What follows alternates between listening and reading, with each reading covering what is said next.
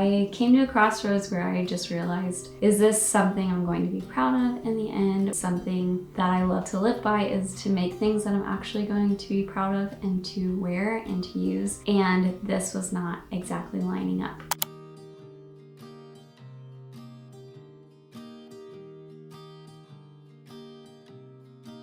Hello, I hope you are doing well. My name is Courtney and I just want to share the story about something that didn't really work out like I hoped it would. Not to say it turned out bad, I actually love the end product. Originally, this video was going to be all about how I smocked an Ola top. So smocking is a series of pleats and then adding embroidery on top, and it creates this beautiful intricate, special design to different pieces. And I've mainly done this for my daughter. I did a dress recently for her and I smocked the sleeves and I loved how it turned out. So I just thought, hey, I'm gonna do that for myself. And instead of just the sleeves, I'm going to do the entire top and it'll be great. What could go wrong?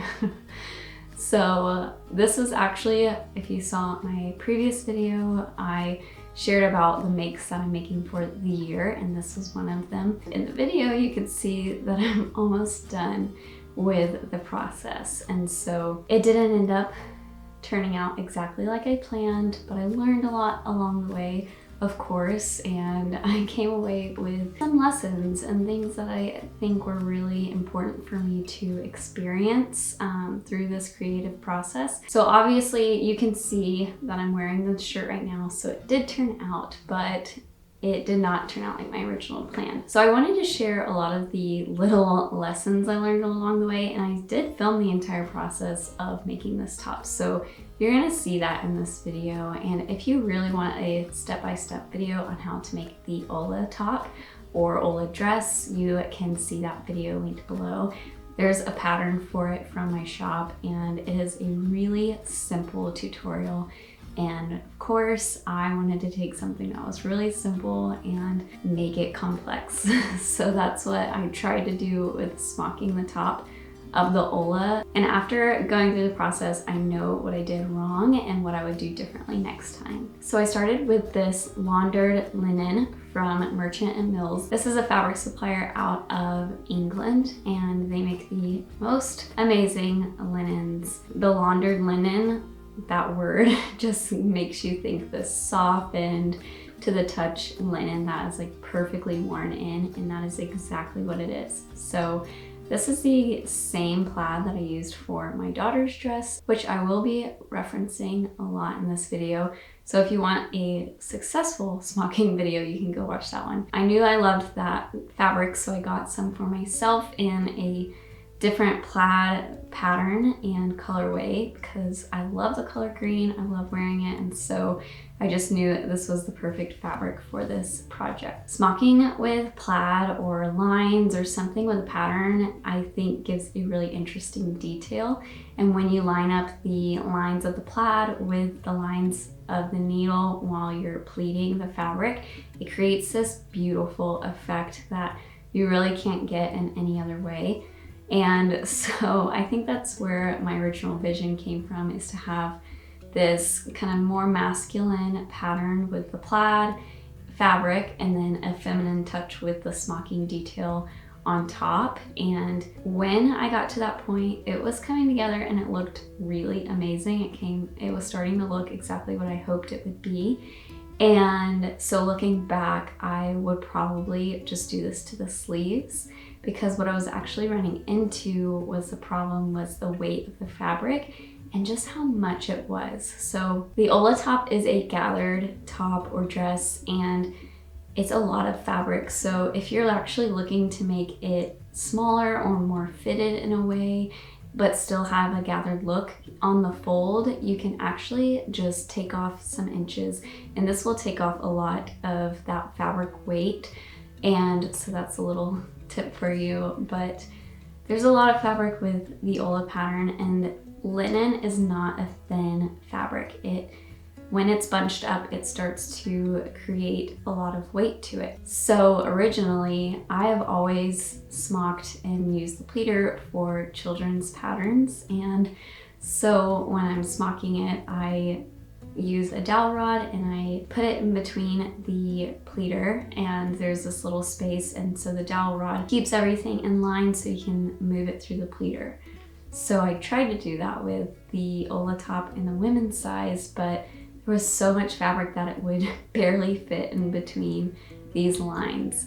So from the get-go, it was a little rough start. I believe the fix to this would be to actually not sew any of the pieces together first and just pre-smock each piece before sewing the seams. So I got to a place where I finally smocked everything and it was looking pretty good, except with the amount of fabric and just how difficult it was to get it in between the pleater. A lot of the lines were a little wonky and they weren't perfectly pleated. And so I figured maybe when I got into it more, these would maybe flatten out or sort out, and that wasn't the case. And so I just decided, okay, I'm gonna continue and just see what it's going to turn out like. And so I continued. I made the binding around the neckline, and that's what you saw in my last video, the little preview where it was actually looking like it was pretty good. But then I sat down for the actual embroidery part, and I finally got it to a place where the sleeves were done, the bottom was hemmed, everything was ready, and after I smocked, I would have been finished. So I was sitting down just smocking away and I got to one of the seams and I could really see just how the pleats were not lining up how I wanted them to, and it was going to pose a problem for the rest of the smocking. So something you should take into consideration is smocking takes a long time. And now I understand why a lot of people only do this for children's clothes, because doing it for an adult version takes probably 5 times the amount of time. I came to a crossroads where I just realized, is this something I'm going to be proud of in the end, or something I'm going to reach for in my closet where I've already invested all this money into fabric, all this time. It's a big investment, and something that I love to live by is to make things that I'm actually going to be proud of and to wear and to use. And this was not exactly lining up. So I don't know if you've ever reached that point and it's a little uncomfortable, because there's this expectation you have for yourself and what you're gonna make, and then a little gap or a large gap of where it's actually turning out. So I did what I do with a lot of projects, and I just put it down for a day, and I thought about it and I thought through all of the options that I felt like I had, and the things that were going for me were a top that I loved. I actually have already made an Ola Blouse before and I wear it all the time, and so I knew I would wear it all the time. I love the fabric. At the end of the day, I just knew I needed to bring out my seam ripper and take off the neck binding, remove all of the pleats by just taking out each thread one by one. So I took out all of the threads and pleats, ironed it out, and after I just continued with the Ola Blouse instructions, and that's to gather the top and add the neck binding, and by that point I was finished so quickly.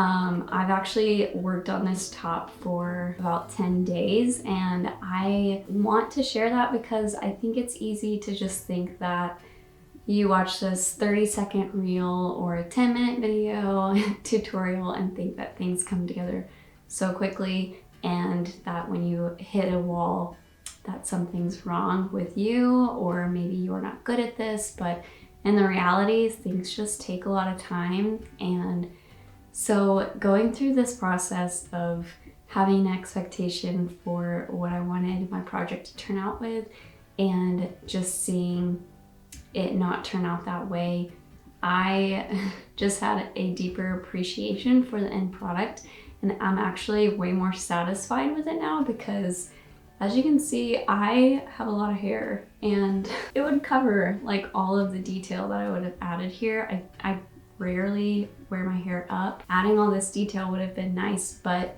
you could see the detail more if I added it to the sleeves or even just around the neckline in a small area. So it's really given me a new perspective on not to give up on this type of project, but to take it on in a wiser way, in a way that's maybe more thought through. And now I realize why when you see small details, it's maybe in like a small little portion of the dress or top or something. Something that I learned throughout this process was you never outgrow the seam ripper, and that is something that I used to think like, oh, I'm not very good if I have to seam rip this, or if I messed up to a point where I have to rip it all out, like that maybe defines me, or maybe that just shows like who I am and where I'm at in my craft. And I really believe that you're going to continue to make mistakes even the more you get comfortable sewing. And I think that just shows that you're going to continue to learn, because without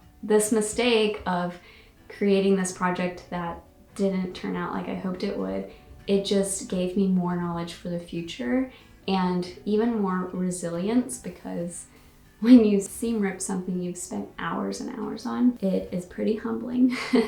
But it's also just the reality that seam ripping is good, and seam ripping helps you to try again. And I think that's the beauty of sewing and creating something new, creating something from scratch. I just hope you never think that you failed or anything if you've had to start over or seam rip, or just the project didn't turn out like you hoped it would. It gives you a new perspective walking into your next project, because it gives you the eyes to see 10 steps ahead or 5 steps ahead. And I think that is the beauty of sewing and trying again and continuing to learn and grow in the place that you're at. So in the end, I actually ended up with a top that I love. I love the Ola Blouse. I think it is so comfortable, it's easy to throw on. It's something I can wear with jeans, with overalls,